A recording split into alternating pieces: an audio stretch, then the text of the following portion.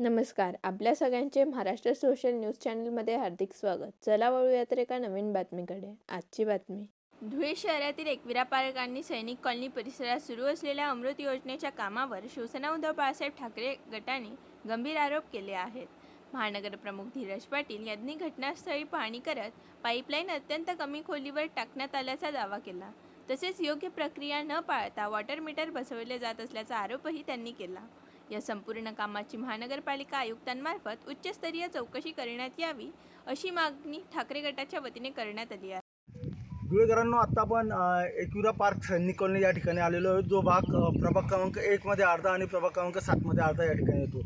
या भागामध्ये अमृत योजनेअंतर्गत या ठिकाणी पिण्याच्या पाईपलाईन या ठिकाणी टाकल्या गेल्या. या भागातील नागरिकांची शिवसेना उद्धव बाळासाहेब ठाकरे पक्षाकडे त्यांनी तक्रार दाखल केली होती. अमृत योजनेची पाईपलाईन टाकताना त्यांनी फक्त 6 इंच रस्त्याच्या लेवलला फक्त 6 इंच आतमध्ये टाकलेली आहे, म्हणजे अर्धा फूट देखील ती आतमध्ये गेलेली नाही.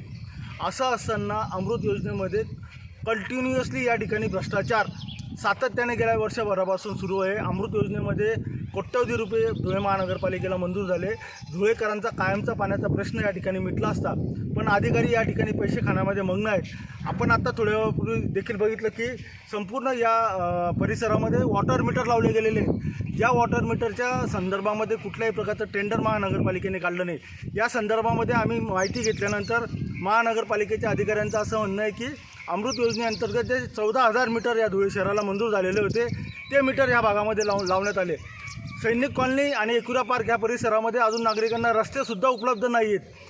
पिण्याचं पाणी वेळेवर येत नाही. संपूर्ण धुळे शहराला 5 दिवसाआड 6 दिवसाआड पाणी पुरवठा होत असताना धुळे महानगरपालिकेच्या अधिकाऱ्यांनी या ठिकाणी फक्त ते वॉटर मीटर ह्या योजनेचं काम पूर्ण करण्याकरता त्या ठिकाणी लावलेले आहे. त्या वॉटर मीटरची त्या ठिकाणी नीट फिटिंग केलेली नाही आहे. आणि वॉटर मीटरचे ज्यावेळेला आम्ही माहितीचा अधिकार त्या ठिकाणी टाकलेला आहे, त्या 1000 लिटरला 7 रुपये दर त्या ठिकाणी आकारणी ते करणार आहेत.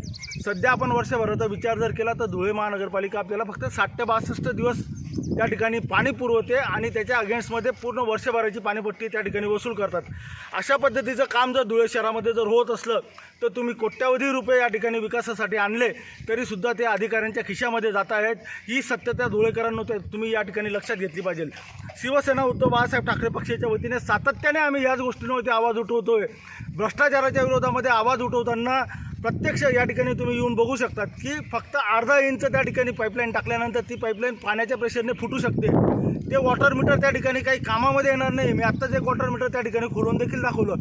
असं असताना धुळेकर नागरिकांनी आता सजग होणं गरजेचं आहे. अशा प्रकारे जर अमृत योजना जर कंप्लीट करण्याचं काम फक्त कागदावरती होत असेल तर त्या प्रवृत्तीचा या ठिकाणी आम्ही निषेध करतो आणि या संदर्भामध्ये आम्ही उच्चस्तरीय चौकशीची या ठिकाणी आयुक्तांकडे मागणी करतो. आयुक्तांना या संदर्भामध्ये आम्ही लेखी कंप्लेंट देखील देणार आहोत आणि तद्दन फक्त पैसे आणि पैसे खाण्याचा कार्यक्रम या ठिकाणी सत्ताधारी भारतीय जनता पक्षाच्या माध्यमातून अधिकाऱ्यांचा या ठिकाणी चालू आहे.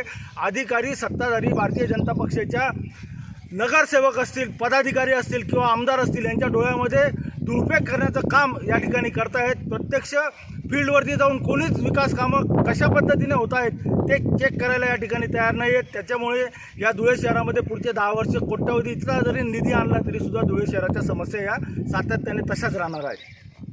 बातमी आवडल्यास चॅनलला लाईक व सबस्क्राईब करा व दररोज अशा नवनवीन बातम्या पाहण्यासाठी चॅनलला फॉलो करा. धन्यवाद.